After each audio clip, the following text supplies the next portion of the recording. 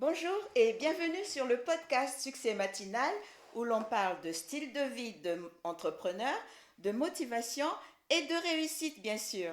Parce qu'il n'y a pas de fatalité, mais seulement le résultat de nos décisions et de notre travail. Je m'appelle Clovicia Touvent et de par mes plus de 20 ans d'expérience en France, ma mission est de vous montrer les coulisses de l'entrepreneuriat en solo.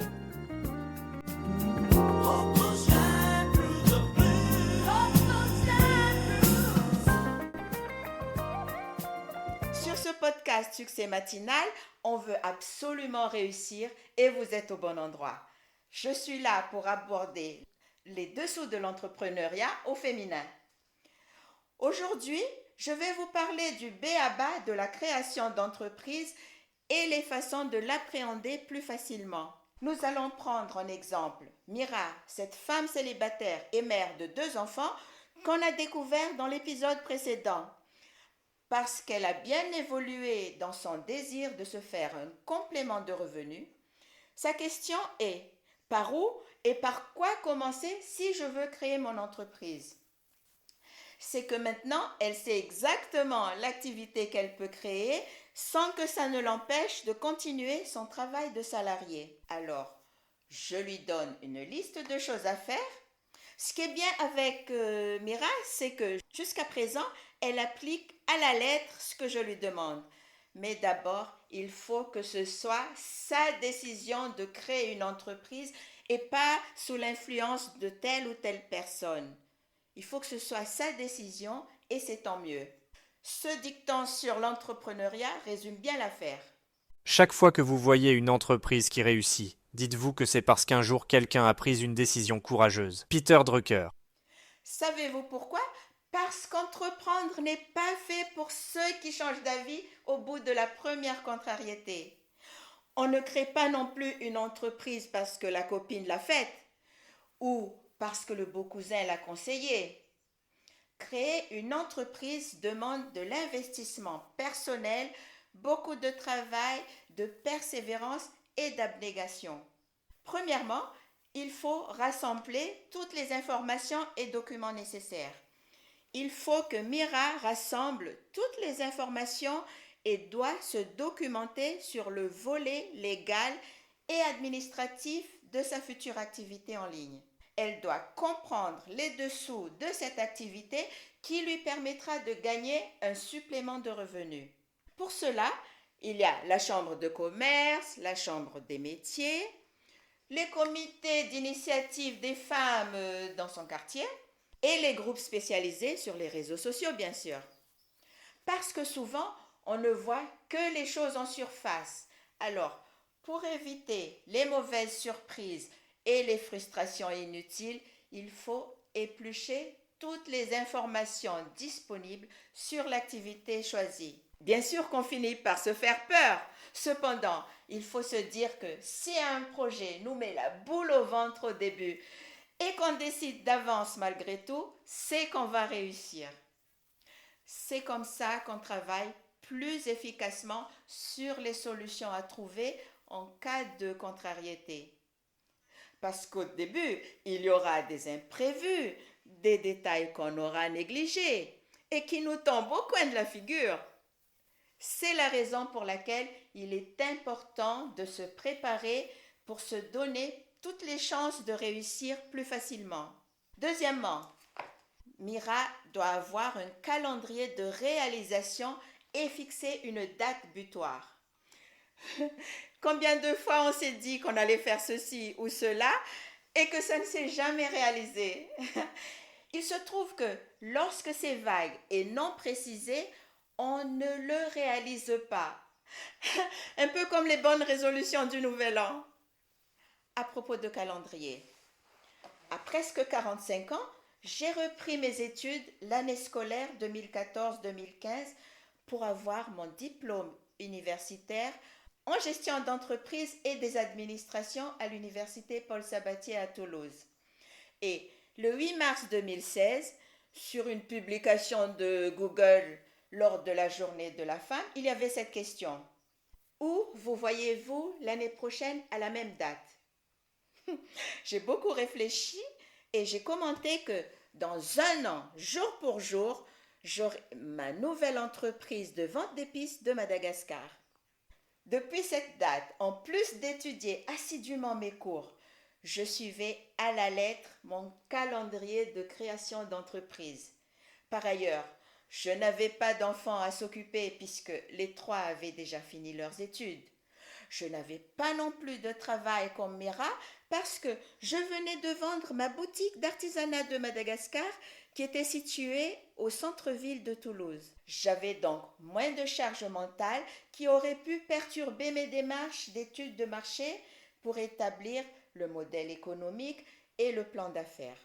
Figurez-vous que le 8 mars 2017, j'étais au bureau de la banque en train de signer le financement de mon activité, de mon projet de vente en ligne.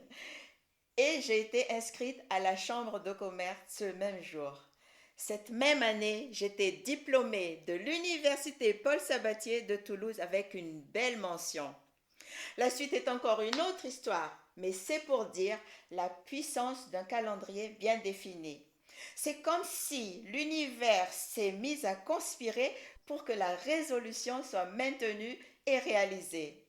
Alors, quand je conseille à Mira de se fixer une date butoir, ce n'est pas pour qu'elle se dise « Ah oui, je vais créer une entreprise cette année ». Ça, c'est vague. En revanche, lorsque Mira écrit son plan de façon intentionnelle, comme par exemple « À partir du 15 juin prochain, je vais me libérer 2 heures par jour pour travailler sur mon projet de création d'entreprise et au 15 septembre prochain, après la rentrée scolaire des enfants, je commence officiellement mon activité en ligne. » Là, il y a un engagement solide. Comme elle veut préserver l'équilibre familial des enfants et assurer son métier actuel, elle va se lever 2 heures plus tôt le matin pour travailler sur son projet. Ainsi, elle continuera son travail de salarié en journée et le soir, elle sera présente pour ses enfants, faire les devoirs, faire à manger, être à table ensemble. Bref, une maman normale, quoi. Donc, le calendrier d'action lui permet de structurer son programme étape par étape sans se sentir débordée, car entre le boulot, les enfants et la préparation à la création d'entreprise, il y a de quoi devenir folle. Il faut tout noter, puis respecter ce calendrier à la lettre. Il faut vraiment considérer ce calendrier comme un vrai employeur. Par ailleurs, il est temps de commencer à apprendre l'autodiscipline, puisque aucun patron ne viendra lui rappeler ce qu'elle doit ou aurait dû faire. En fait, c'est aussi un travail de transition de l'état d'esprit de salarié à celui de chef d'entreprise. Troisièmement, il faut écrire encore et encore. Vous, vous êtes en train de vous dire, mais Mira passe son temps à écrire. Mais oui, bien sûr. Elle va apprendre à rédiger son modèle économique. Mais qu'est-ce que c'est qu'un modèle économique ? Un modèle économique, c'est un ensemble de questions pratiques auxquelles il faut répondre clairement. Par exemple, quelle valeur j'apporte à mes clients et pourquoi achètent-ils chez moi plutôt qu'ailleurs? Quel groupe de personnes ou entreprises je cible? Comment je vends? Comment je fais connaître mes produits, etc. Quelles sont les ressources nécessaires pour développer l'activité? Publicité, fidélisation des clients, les activités clés de l'entreprise, les actions principales de l'entreprise. Quelles sont les ressources clés de l'entreprise pour assurer le bon fonctionnement de mon activité? Financement, marketing, service à la clientèle. Quels sont les fournisseurs ou partenaires stratégiques? Quelle politique tarifaire j'applique? Quelle part de marché pour ma niche d'activité? Quelle est la quantité de tels produits consommés dans ce pays? Comme je disais dans le dernier épisode, il y a toujours un moyen de trouver les chiffres qui nous intéressent. Pour trouver les statistiques fiables, il faut aller sur le site de l'INSEE par exemple. Après avoir rédigé son modèle économique, Mira va s'attaquer à son plan d'affaires. Un plan d'affaires, c'est un bulletin prévisionnel chiffré pour les 3 prochaines années. C'est généralement ce que demandent les entités de financement de projets, comme les banques par exemple. Mais nous en reparlerons plus en détail lorsqu'on retrouvera Mira dans l'épisode 4. Nous allons maintenant méditer sur ce dicton de Goethe, ce mathématicien et écrivain allemand. Quoi que tu rêves d'entreprendre, commence-le.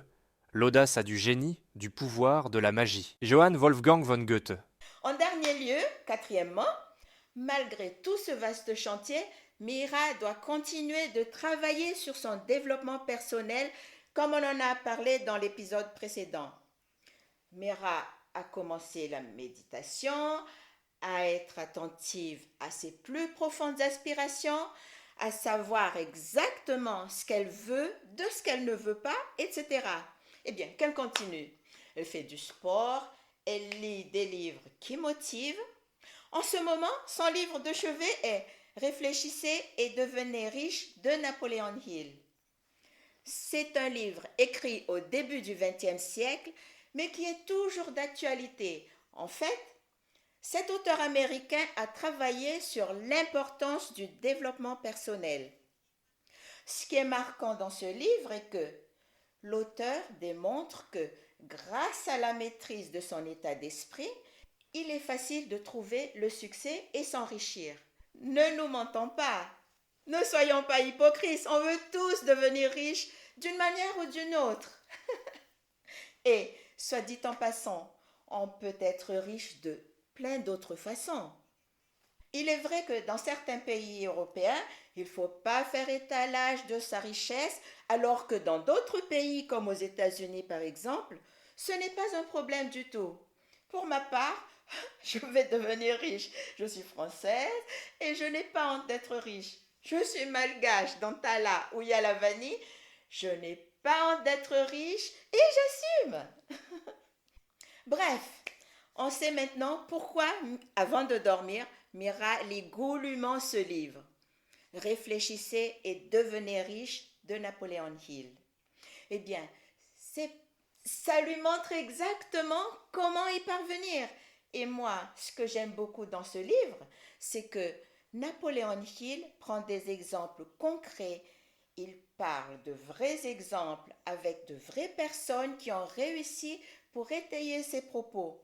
C'est juste un plaisir de le lire. C'est tout pour aujourd'hui. Pensez à regarder dans la description ci-dessous parce que je vous ai mis des liens intéressants comme où se procurer le livre de Napoléon Hill ou bien comment avoir gratuitement le livre électronique sur les 5 piliers d'un blog à succès.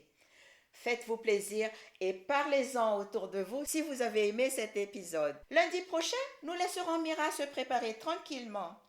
J'aborderai le sujet qui définit le fait d'être à son compte et je vous parlerai de pourquoi je n'ai quasiment jamais travaillé pour qui que ce soit.